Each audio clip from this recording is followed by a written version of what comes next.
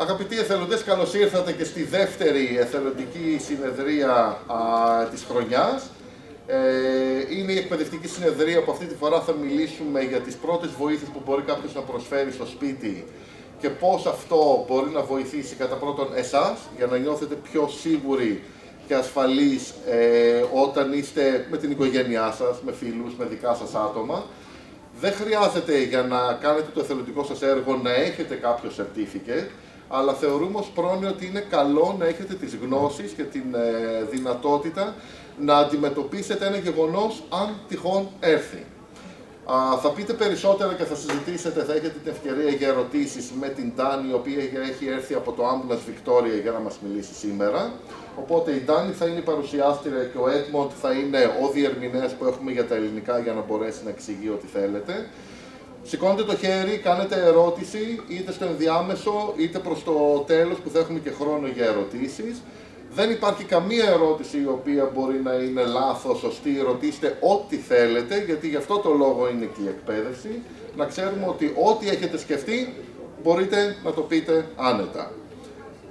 Οπότε ελπίζω να περάσετε καλά, να μάθουμε κάτι διαφορετικό και καινούριο σήμερα και ξεκινάμε. Ντάνη, I'm starting with you and Edmond from now on. Yes. Good morning, everyone. My name is Danny. I work obviously for Ambulance Victoria.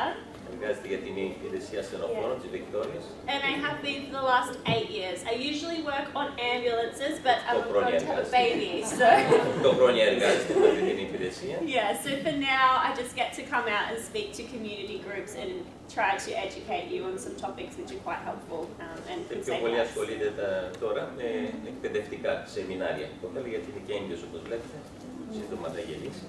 I'm usually based out of Sunshine Ambulance Branch, so I have been able to engage with a lot of the Greek community around there, but unfortunately I don't speak or understand any Greek, so Edmund here is going to help me today. Η βάση της κοπέλας είναι στο Sunshine, έχει πάει και έχει κάνει και εκπαιδευτικά σεμινάρια και εκεί, με άλλες οργανώσεις Ελλήνων κτλ.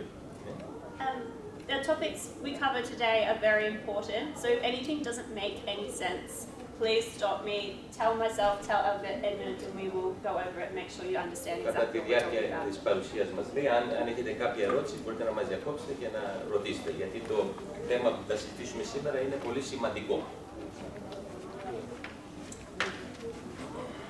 So our first topic today, we're going to go over cardiac arrest, so called push shock for cardiac arrest. Οπωσδήποτε μιλάει για θέματα καρδιακής προσβολής, όπως βλέπετε. So 18 cardiac arrests in Victoria every single day, so that's a lot over the year. Κάθε μέρα υπάρχουν 18 περιστατικά στην πολιτεία της Βικτόριας καρδιακών προσβολών. Yeah. Only 10% of people who go into cardiac arrest will survive that cardiac arrest. 10% δυστυχώς μόνο αυτών που παθαίνουν αυτό που λέμε καρδιακή προσβολή τελικά δυστυχώς επιβιώνται, μόνο το 10%. But your chance of survival doubles if you have someone there who can immediately do CPR, do defibrillation and call an ambulance. Αν υπάρχει όμως κάποιος που μπορεί να προσφέρει πρώτες βοήθειες, τότε οι πιθανότητες επιβίωσης είναι 50%. So often confused are the terms cardiac arrest and heart attack. So just quickly going over a cardiac arrest is where your heart actually stops beating, so it won't beat anymore. Αυτό που λέει το cardiac είναι καρδιακό επεισόδιο ουσιαστικά. Είναι όταν η καρδιά σταματήσει ξαφνικά να χτυπάει. That person will not be conscious, they'll be unconscious, and they won't be breathing, or they will be almost gasping. Σε αυτή την περίπτωση κάποιος κάνει τις αισθήσεις του και θα σταματήσει να αναπνέει ή θα σταματήσει να αναπνέει με φυσιολογικούς ρυθμούς. Very different is a heart attack, where you have vessels in your heart and you might have a clot that gets into the vessel, blocking that vessel, which impedes the blood flow and then kills off some of that heart muscle. Το άλλο είναι το καρδιακή προσβολή, αυτό που είναι στα δεξιά. Αυτό τι συμβαίνει, πότε συμβαίνει αυτό, όταν βουλώνει κάποια στιγμή η αρτηρία και πάλι τα ίδια πράγματα.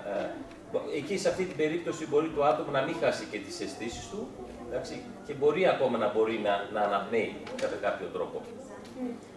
Has anyone ever had a heart attack or known someone who's had Αν a έχει heart attack? περάσει κάποιος εδώ καρδιακή προσβολή. It's very common to have a heart attack, but your survival rates of heart attacks is very, very good in Victoria. Typically you have chest pain, you might have pain going down the arm or up to the neck, feel out of breath, and be very sweaty is the signs of Σε Βικτόρια όμως, γιατί υπάρχει σωστή φροντίδα, λέει κάποιος μπορεί να επιβιώσει από καρδιακή προσβολή και σας ανέφερα, ας πούμε, μου βιάζει το χέρι, ουσιαστικά αισθάνεστε ένα βάρος στο στέρνο σας. Σας περιέγραψε με λίγα λόγια ποια είναι τα συμπτώματα που μπορεί να αντιμετωπίσει κάποιος όταν έχει κάποια καρδιακή προσβολή.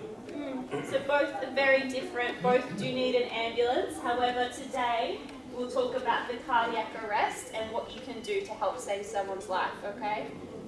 Και σήμερα όμως θα επικεντρωθούμε στο καρδιακό περιστατικό, ουσιαστικά. Δεν θα μιλήσουμε δηλαδή για καρδιακές προσβολές, αλλά και στις δύο περιπτώσεις, αν κάποιος έχει τέτοιο πρόβλημα, πρέπει να καλέσει το ασθενοφόρο στο 000. We're going to play a video now of some people who have survived cardiac arrest.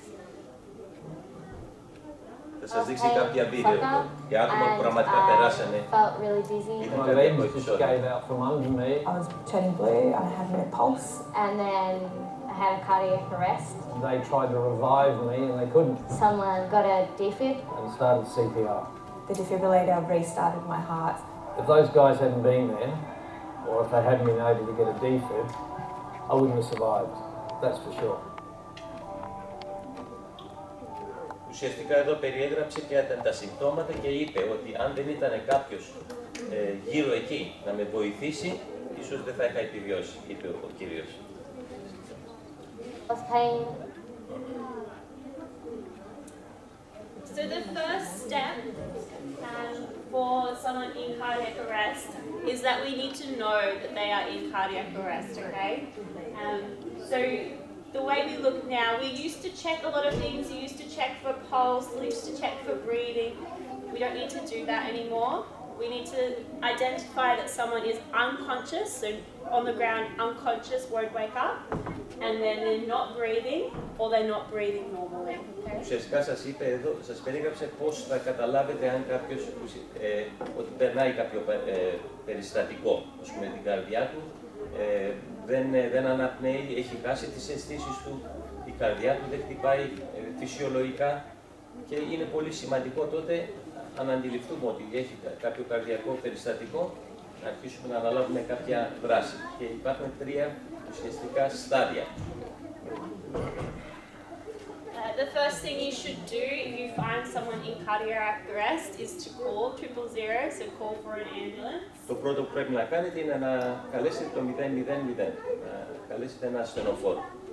The person on the phone will be able to talk you through exactly what to do after that point. Και θα σας δώσει το άτομο μέσω του τηλεφώνου τα πρώτα βήματα που πρέπει να ακολουθήσετε για να βοηθήσετε το άτομο που περνάει αυτό το περιστατικό. So in Australia, the emergency phone number is 000. Στην Αυστραλία παίρνετε το 000, όπως γνωρίζετε. It can be quite frustrating when you first call 000 in an emergency because you can be quite flustered and scared, and they have a lot of questions that they need to ask you. So they will want to know exactly where you are, and they want to verify your address and your phone number before they even ask you what is wrong. Και οπωσδήποτε όταν παίρνει κάποιος το 000 για την πρώτη φορά είναι μια καινούρια εμπειρία. Το πρώτο πράγμα που θα σας κάνουν είναι θα σας κάνουν ερωτήσεις. Θα σας ζητήσουν τη διεύθυνσή σας, όνομα, επώνυμο, κάποιες φορές ζητάνε και την ηλικία και περιγραφή αυτών του περιστατικού ουσιαστικά. Has anyone called 000 before? Αν έχει κάποιος καλέσει το 000. Yeah. So the first question is, what do you need? Do you need ambulance, police, or fire brigade? Obviously, in a medical emergency, you ask for an ambulance, and then they'll ask for your address afterwards. Με το 000, όπως ξέρετε, μπορεί να καλέσουμε ή ασθενοφόρο ή πυροσβεστική αστυνομία. Άρα, η πρώτη ερώτηση που θα σας κάνουν είναι αυτή. Αν θέλετε ασθενοφόρο ή οτιδήποτε άλλο. You'll need to say ambulance and your address in English, and then after that, you can ask for a Greek translator. Θα πρέπει οπωσδήποτε να πείτε